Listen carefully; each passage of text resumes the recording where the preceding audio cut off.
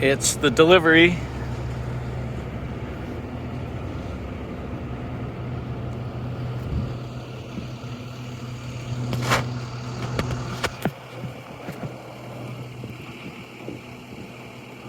So here is the roof raised bus. Got 1,000 watts of solar up there. Each of those brackets is tied into the ribs and then also attached with the 3M 5200. I can show you the brackets here after I get back home. Anyway, we're on our way to San Diego to deliver this bus. She's running great. Not my bus, the customer's, but it's a good bus. Did a 14-inch roof raise. Modify the door, custom door, they can put their own knob on there. Next stop, the customer's house. You know, while I'm doing my safety walk around, I just realized, I had noticed this before, but this area back here would just be great for storage. Look at all that potential space under there where you could just put, cabinets or shelves with doors, that reach all the way over. The other side has the exhaust pipe, but you could even reroute that down the center. But ton of potential under here for under bay storage. Ruby and I delivered that bus last night. Customer is super happy with the tall roof raised bus and solar power on the roof and everything. And then we spent the night with my sister in San Diego, and now we were at the airport to fly to Chicago and then to Missouri so we can pick up the fire truck and go get the rabbits. Rabbits, the bunnies. Caught my knee. What? Caught my knee. That's relevant, non sequitur.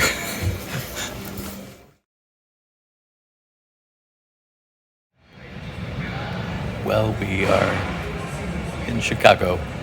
Our first flight out of San Diego was delayed because of the fog, so we missed our connection by 1 minute. Man, we hustled, got there. They'd already closed the door down to the jetway. The plane was still there, but we're out on another one in a couple hours. We'll get down to Springfield, pick up the fire truck, and then go get the bunnies.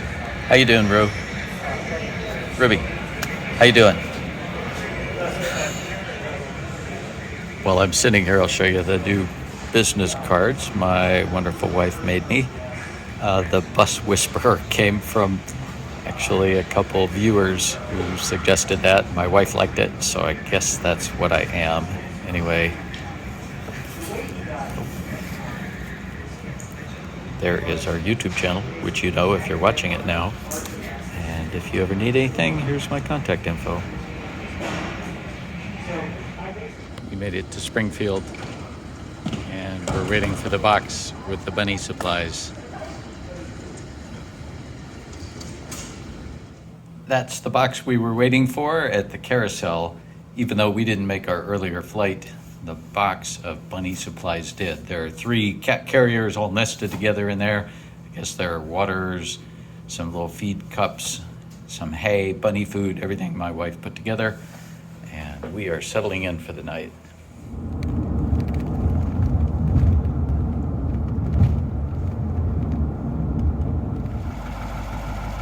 All right, we made it.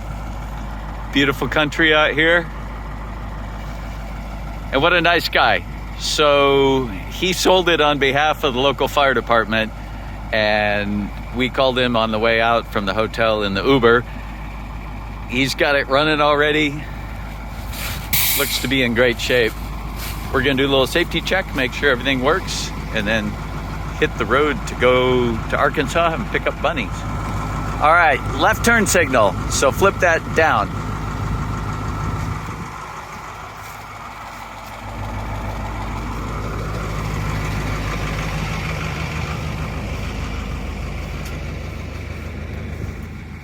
Right turn signal.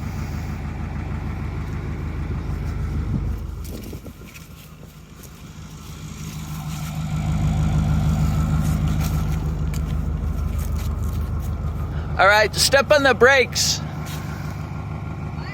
The brake pedal.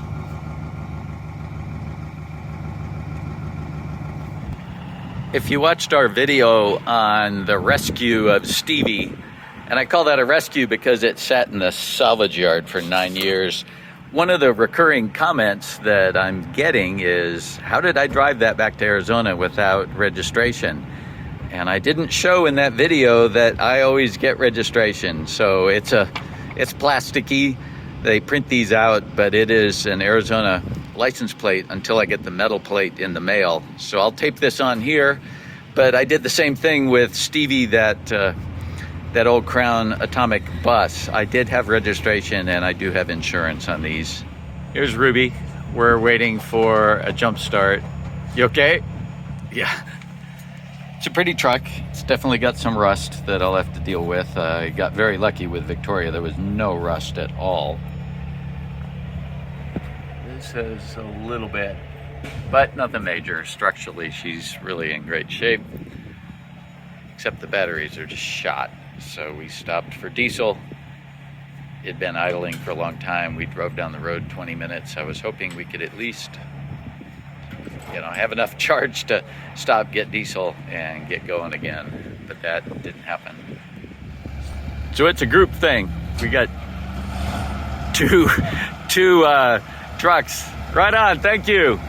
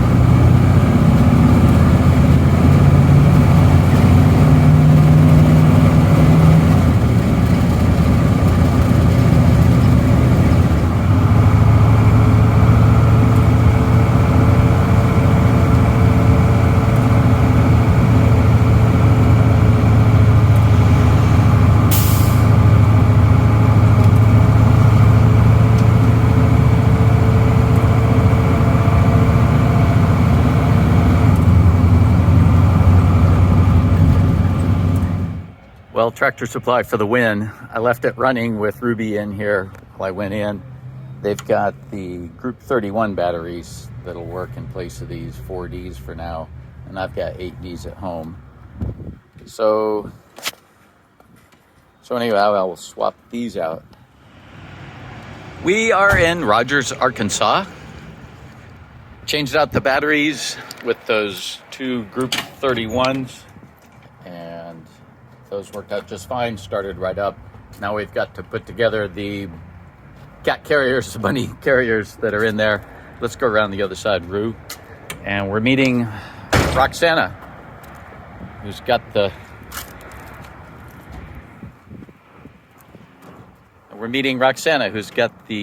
pedigreed or registered silver fox bunnies. Beautiful day. Yeah, so there's hay in there.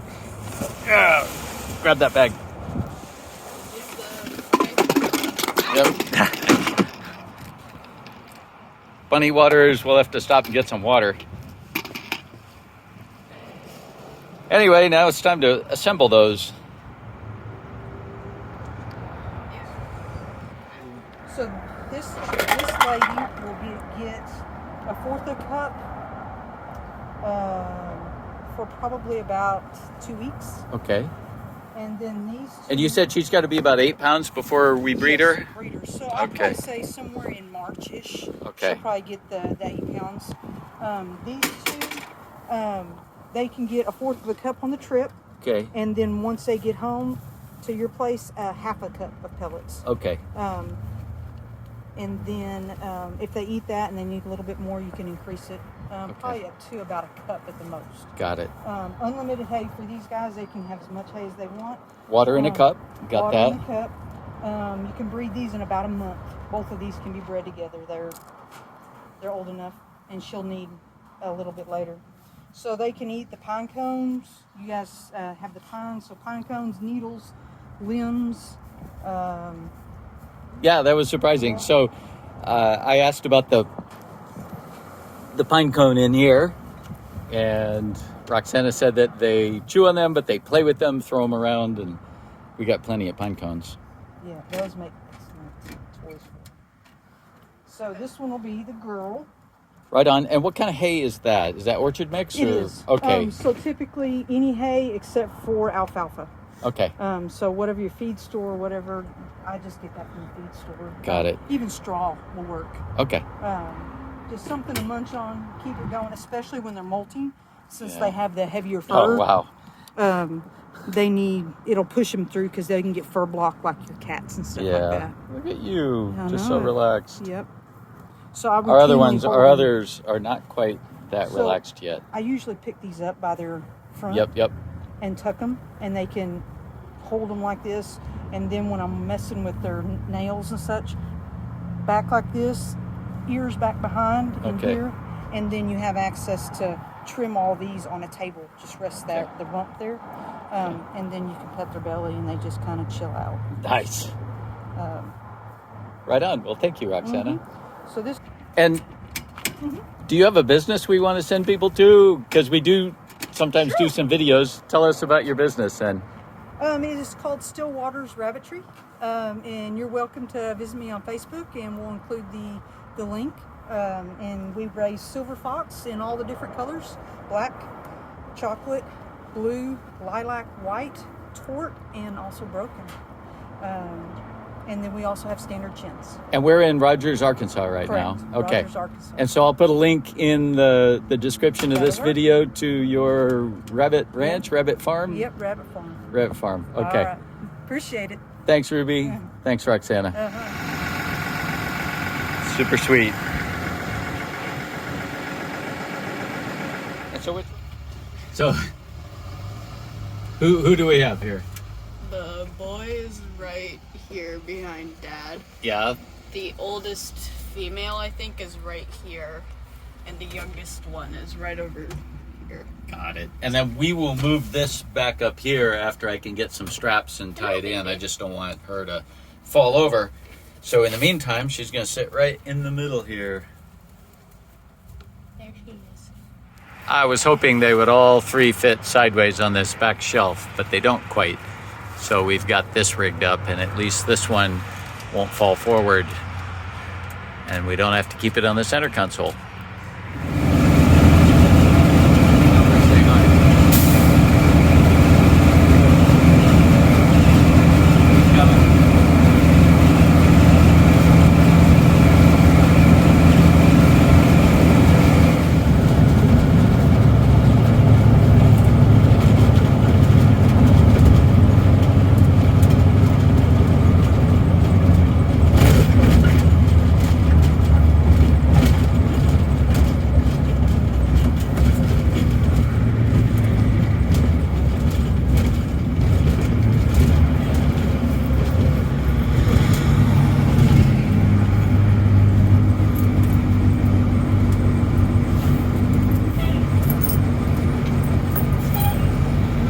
Hi there.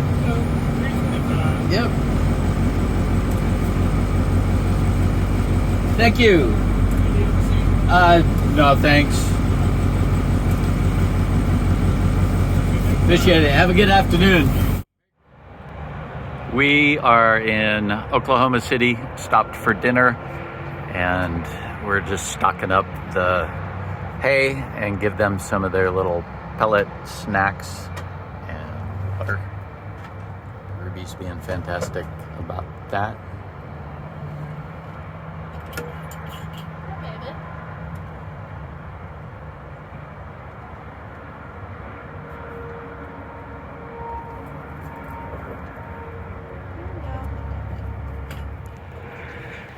We had a nice dinner in Oklahoma City at the Buffalo Wild Wings. Bunnies are all tucked in. They've got water and food. Ready for more traveling. He likes his new truck. I do.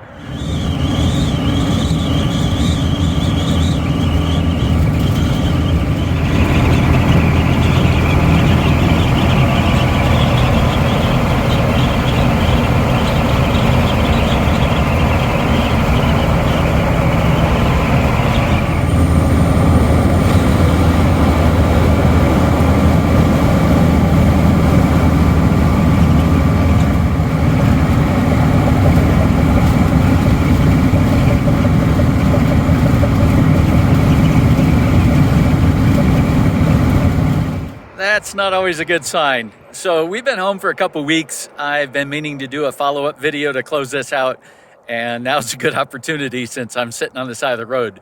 I either have a plugged fuel filter or I have run out of fuel. The gauge doesn't work, so I don't know. I thought I had plenty of fuel. On the way in this morning, it was about 18 degrees and it was acting a little bit sluggish going up the hills. I was thinking fuel filter, it might have sucked a little air. I'm not sure. Anyway, I put 10 gallons in it, and unfortunately, this Cat 3208 has no priming pump. So I'm waiting for my wife to come pick me up in town. I'll grab some tools, grab my vacuum pump, I'll change out the fuel filter first, put a new one in case that's the issue, and then prime the system, and we'll see what happens there. I'll show you that as soon as my wife gets here. But it's a beautiful day. So the fuel filter is down here. I did unscrew it. Man, it was tight. I actually had to take my belt off and use a stick somewhere under here. You'll see that stick. I threw it after I got it undone. But I had to use my belt and a stick to loosen that fuel filter, and it's pretty full. Fuel lines run up here. Now, if you've got a priming pump, you can open this. This is the return line down here. If you've got a priming pump, you can open this little valve and then pump the priming pump until diesel comes out the end of this tube, which just sits down in here. So you pump the priming pump, watch for diesel to come out that tube, close this valve, and then at least you've got fuel up to here. You might have to crack the injectors, it may start. But there's no priming pump on this one, so I could suck on this with my mouth. I don't want to get a mouthful of diesel, so I'm going to pass on that option. And as soon as my wife gets here, I can then run some errands, pick up a couple tools, grab a new fuel filter, and then suck this fuel through here and prime it. All right, I'm trying to do this one-handed, but it looks like I am bleeding this okay. I'm connected to the return line. Took a bit of pumping, so let's see. Well, I'll tell you, that was a royal pain in the ass. I had to use my brake bleeder. Had to disconnect the return line down there where it connects to another line that goes back to the tank. And it took a lot. I definitely need to install a manual priming pump on this thing. That was a pain in the ass. So now right now I'm returning fuel back into this jug so I don't make a huge mess. I already made a bit of a mess taking the old fuel filter off. We're back running again. Did I mention this was a pain in the ass? All right, I parked the fire truck back there. I'm walking up to the Tundra. I got to do some juggling, get an Uber after I park the Tundra. But anyway, I am mobile again. 2 lessons learned. 1, I got to fix the fuel gauge. And 2, I've got to put in a priming pump on that thing. So it took me quite a few hours. I think 4 hours, 5 hours altogether with the running, get my wife to come in and pick me up. But I'm mobile again. Anyway, I love the truck. I'll close out that video on a high note because we're moving again. Thanks for your support. As always, have a great day.